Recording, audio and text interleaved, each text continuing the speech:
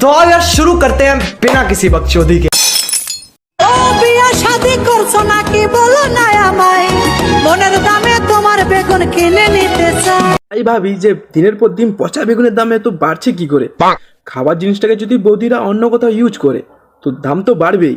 তো by the way বৌদি বিয়ের পরেও তোমায় এসে বেগুন নিয়ে খেলাধুলা করতে হচ্ছে। আরে দাদার ইস মেশিনটাতে কি জং ধরে গেছে? सही पकड़े हैं।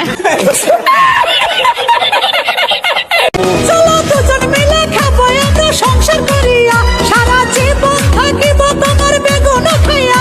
তোমরা একটা জিনিস লক্ষ্য করেছো কি, বেগুনটার সাইজ বা আগের দিক থেকে ঢোকালে বৌদির পেছন দিক দিয়ে বেরিয়ে যাবে। बात तो सही है।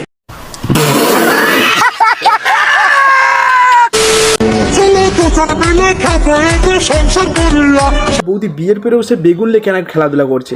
আরে বেগুনটার সাইজটা তো দেখো, দাদার মনে অত বড়ও হবে না। Sorry sorry sorry sorry sorry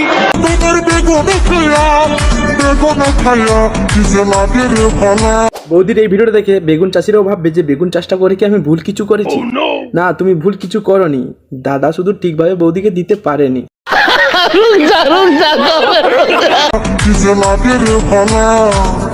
দাদার বীর্য শেষ হয়ে বৌদির বীর্য মাথায় উঠে গেছে, তাই তো বৌদি ইনস্টাগ্রামে এসে বেগুন নিয়ে ভিডিও করছে। ये सब क्या देखना पड़ रहा है।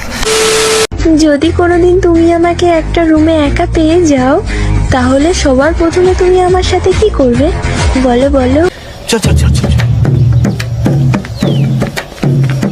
गाड़ी स्टार्ट कर। তোমাকে যদি আমি 1 লাখটা রুমে পেয়ে যাই, প্রথমে তো রুমে লাইটটা বন্ধ করব, তারপরে আরে গাইস বৌদির কথাটা শুনে আমি তালি মারতেছিলাম। मेरे को तो ऐसा धक धक हो रहा है। যদি কোনোদিন তুমি আমাকে একটা রুমে একা পেয়ে যাও, সত্যি কথা বলতে বৌদি তোমাকে যদি আমি একটা রুমে একলা পেয়ে যাই তো একটা আঁচুলা বাঁশে তেল মাখাবো, তারপর লাইটটা বন্ধ করব, দিয়ে দেখবো না কোথায় পড়ছে বাঁশটা। যেটা দাদা পারেনি সেটা আমি করে দেখাবো।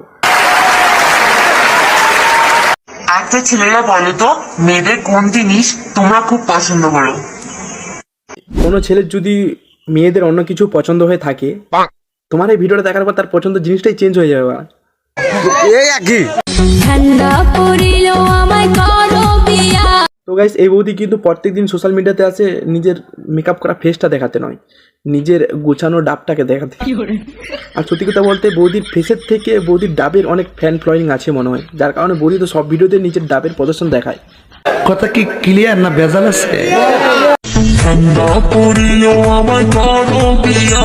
ভগবান এই ধরনের বৌদিদেরকে এমন একটা জিনিস দিয়েছে যেটা দেখিয়ে বৌদিরা ভাঙিয়ে খাচ্ছে, আর আমাদেরকে এমন একটা জিনিস দিয়েছে যেটা তো আমরা না ভাঙিয়ে খেতে পারবো, আর দেখালে তো আমরা জুতো খাবো।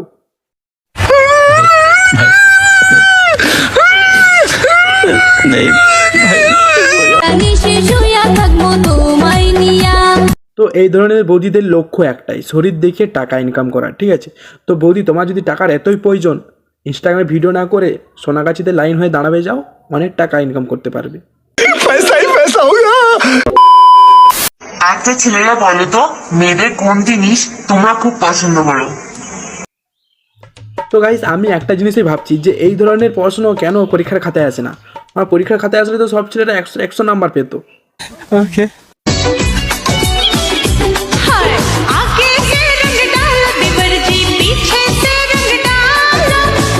সবাই আগের দিক থেকে রং মাখায় এটা জানি, কিন্তু আমার পেছন দিক থেকে কে রং মাখায়? ও গুরুদেব। আরে তো গুরুদেবের কথাটাই তো ভুলে গেছিলাম আমরা। আরে গুরুদেব তো পেছন দিক থেকে রং মাখায় তো। আরে বৌদি তোমার গুরুদেবেরটা লাগবে নাকি বলো? আরে বেগুনের যা সাইজ তোমার, গুরুদেবেরটাও আমার ছোট পড়ে যাবে।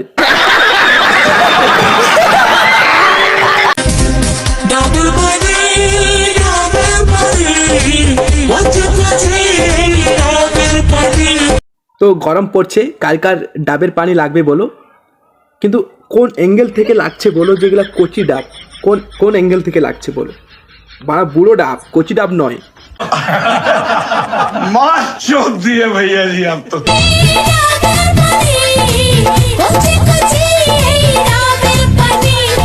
বৌদিদের ডাবকে বুড়ো বলেছি বলে বৌদির হাসিটা দেখো একবার। ভাগ্যিস যদি কচি বলে ফেলতাম, 2-1টা ডাব মনে হয় আমিও খেতে পেতাম।